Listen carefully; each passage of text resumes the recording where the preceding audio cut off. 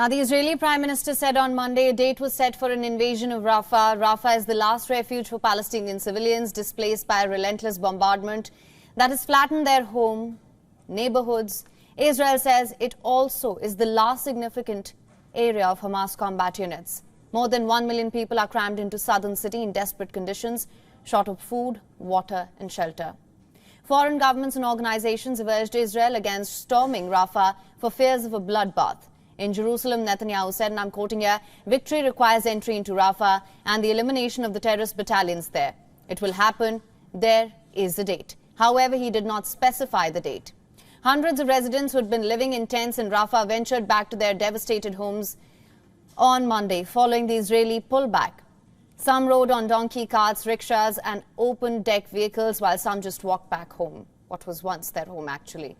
Palestinian medical officials said their teams had recovered more than 80 bodies from areas where the soldiers operated in the past few months.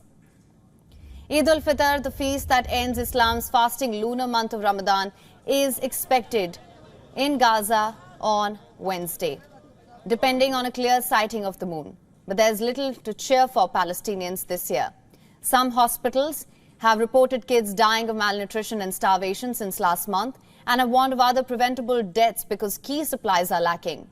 International pressure on Israel to let more aid into Gaza increased last week after airstrikes targeted a relief convoy and killed 7 aid workers. In response to the pressure, Tel Aviv said it had approved the reopening of the Erez crossing into North Gaza and the temporary use of Ashdod port in South Israel.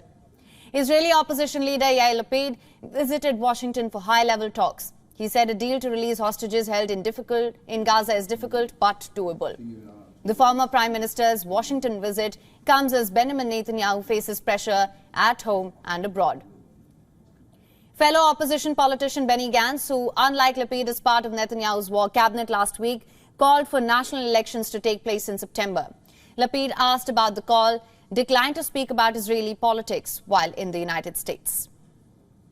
Well, I feel uncomfortable, if you excuse me, to discuss Israeli politics standing opposite the State Department. I will have enough time to do this in Israel if you'll come over and ask the question again.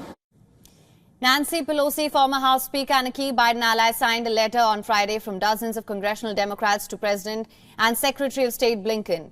They urged a halt to weapons transfers in Israel. Support from Pelosi, a veteran member of Biden's Democratic Party, for stopping the transfer of weapons showed the view is increasingly becoming mainstream in the party. For latest news, download the WION app and subscribe to our YouTube channel.